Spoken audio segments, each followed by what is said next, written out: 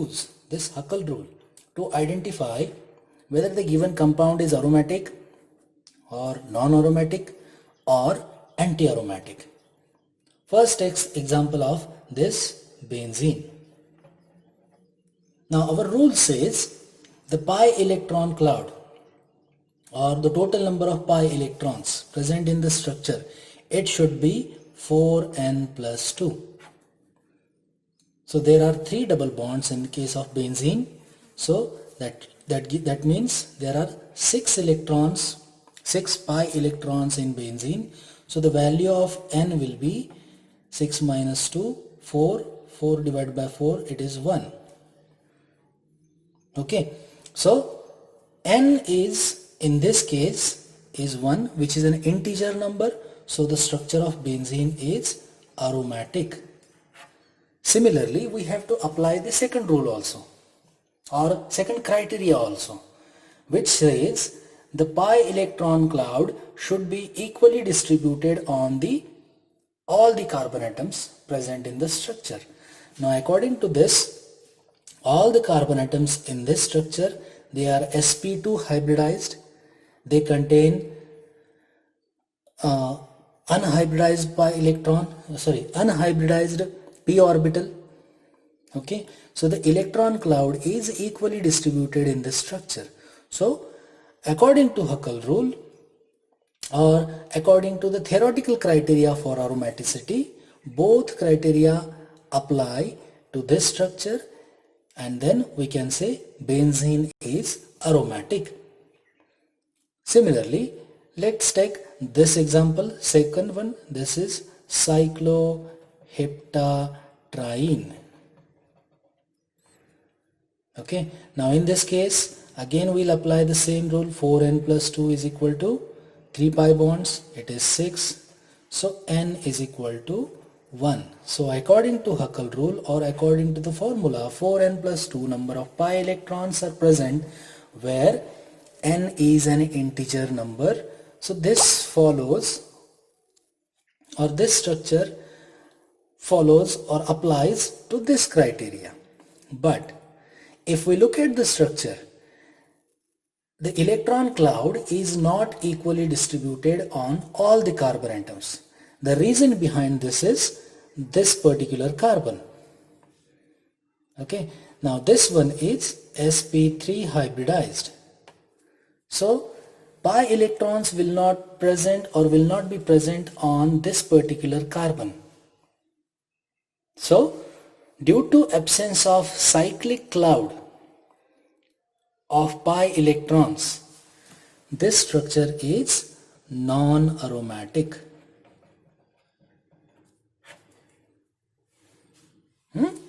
Now in this case, all the carbon atoms, they are sp2 hybridized. Why I am saying all carbons are sp2 hybridized? Because look at these bonds. Every 2 carbon atoms, or every carbon atom has participated in double bond formation. So all the carbon atoms in this case, they are sp2 hybridized. So there are 4 pi bonds. So 4n plus 2 is equal to 8. N is equal to 6 by 4, that is 1.5. And this 1.5 is not an integer number.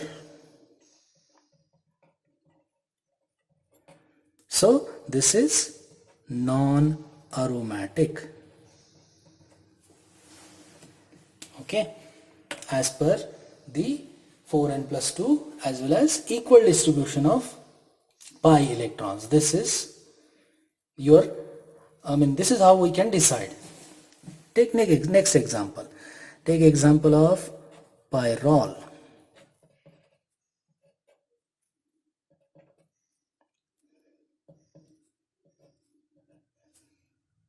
This is pyrrole. Now remember, whenever a heteroaromatic structure comes, it is given, then remember, it is shown in this case, this nitrogen contains a lone pair of electron present on it, and it is ready to share it with the ring structure. Okay, so total number of pi electrons or total number of pi electrons in this case 1, 2, 3, 4 and these two 6. So 4n plus 2 is equal to 6. So n is equal to 1. 1 is an integer number and the pi electron cloud is equally distributed on entire structure. All carbon atoms, they have pi electrons equally, as well as this nitrogen has a lone pair of electrons. So it is a aromatic.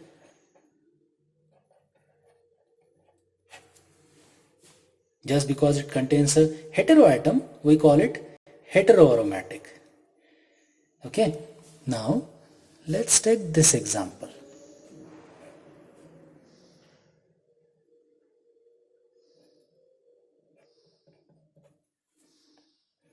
Now I will draw the structure in a different way.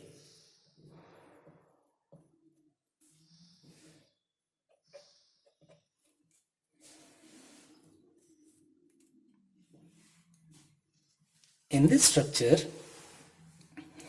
all the carbon atoms, they contain one electron, because instead of drawing bonds I have shown the pi electrons like this, and this nitrogen also contains one electron.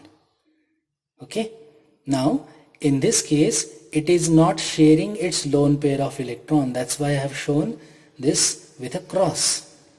It is not sharing this time. So number of pi electrons in this case will be, this is pyridine. Number of pi electrons is equal to 6, n equal to 1, and pi electrons are equally distributed on all the participants or all the atoms in the ring. So it is a aromatic.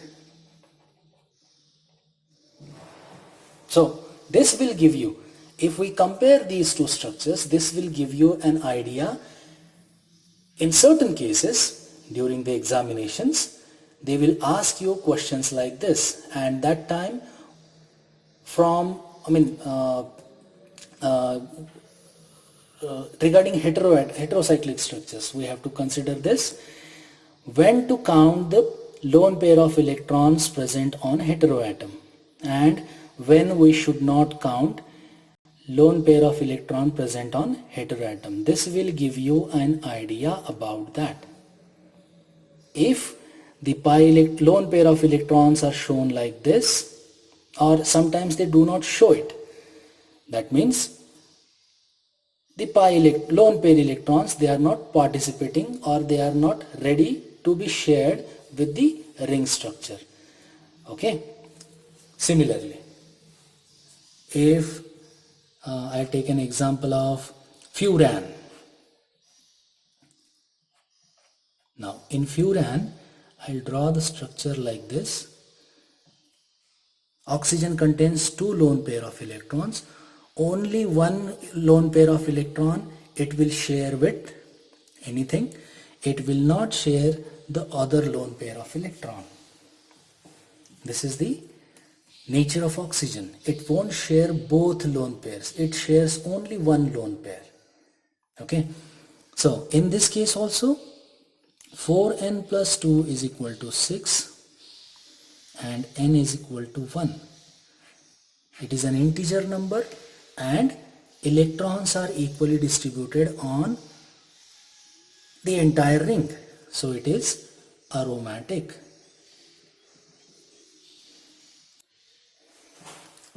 Let's go further.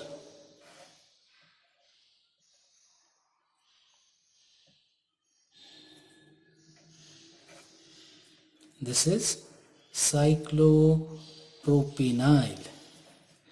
This is cation. Okay. Now remember this. It's a cation. This carbon does not have an electron. It is removed from this carbon, this particular carbon. So number of pi electrons in this case, there are only 2 pi electrons. So 4n plus 2 is equal to 2. 4n is equal to 0, n equal to 0. 0 is an integer number. Okay. So this compound is aromatic. This is an exception. Remember this. This is an exception. Okay. It is aromatic. Cyclopropenyl cation is aromatic. Second,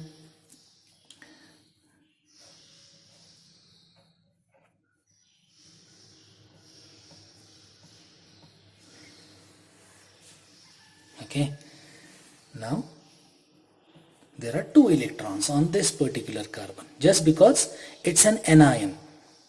This is cyclopentadienyl anion. Okay, now in this case 4n plus 2 is equal to 6, n equal to 1, and electrons are equally distributed on the entire structure, so this is also aromatic. Now why I am explaining all these? Just because these might be the confusing structures, that's why. Cyclopropenyl anion.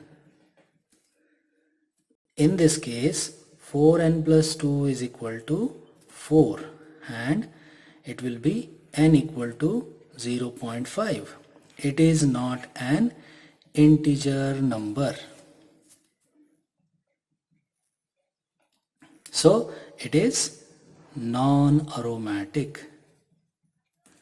For a time being I am calling it non-aromatic. Okay.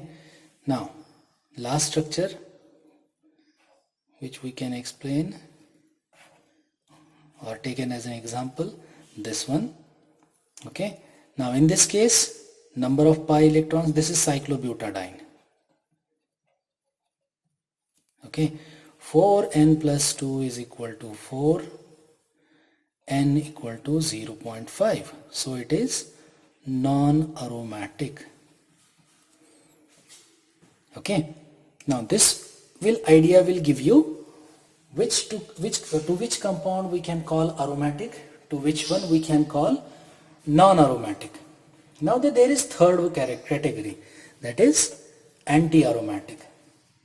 Now if a compound is non-aromatic, remember this, if a compound is non-aromatic, then you have to think about whether it is a non-aromatic or anti-aromatic.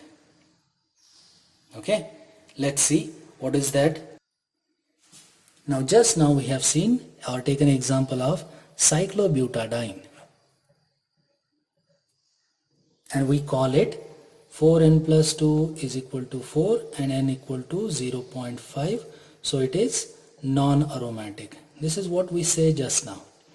But instead of coming to this particular conclusion, try to understand how to identify whether a structure is or whether any structure is anti-aromatic.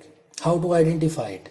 Now for that purpose there is very simple rule, that is if number of pi electrons they are equal to 4n, where n is equal to any integer number, that is 0, 1, 2, 3, 4, etc., then that compound is called as anti-aromatic. Okay, this compound is non-aromatic. That's why we are thinking about whether the compound is anti-aromatic. Now from that we say 4n equal to 4. In this case there are 4 pi electrons. Okay, so n is equal to 1. This 1 is an integer number, so this cyclobutadiene is anti-aromatic. So now onwards don't call cyclobutadiene as non-aromatic compound, but call it anti-aromatic just because of this rule. Okay, if number of pi electrons equal to 4n, where n is an integer number, such a compound is called as anti-aromatic. Now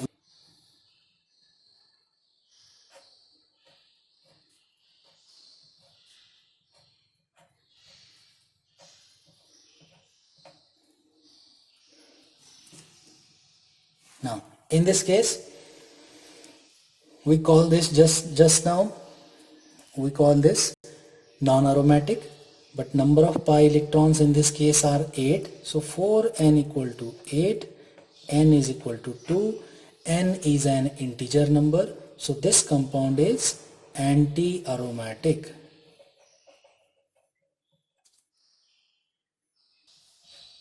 Fused ring structures. This is structure of naphthalene. 4n plus 2 is equal to 10. So n equal to 10 minus 2, this is 2. And all the carbons, they are sp2 hybridides. So electron cloud is equally distributed. So this is aromatic. Okay. Second structure, that is, now I will not go for anthracene and phenanthrene.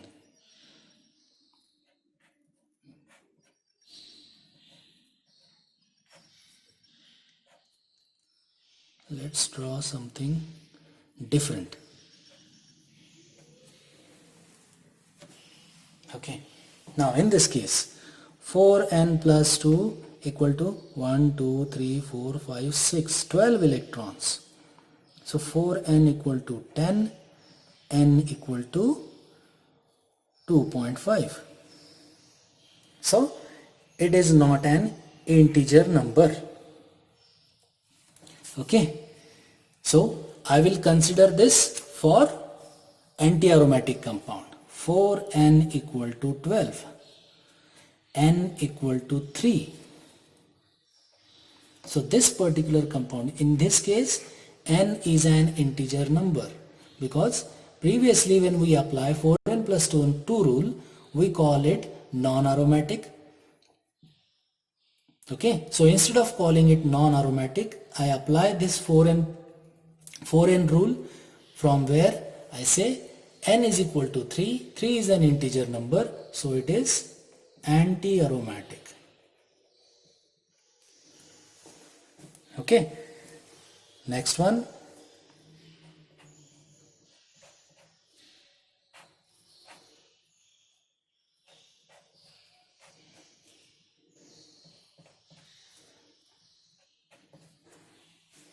What about this one? There are 12 electrons. So 4n plus 2 equal to 12. Again n equal to 10, 4, 2.5. Okay. So this is from here, or here we can say this is non-aromatic. But when we apply the rule of 4n plus 4n rule, okay, the n is equal to 3. So this compound is also anti-aromatic. Okay, so this will give you an idea how to identify or how to apply the Huckel rule. Okay, so this question will be there for at least 4 marks, a compulsory question, not for 4 marks, 5 marks. So don't skip this part. These are, you can say, definite marks. Okay, so thank you. See you in the next video. The next video will be regarding activating and deactivating groups. Okay, see you then.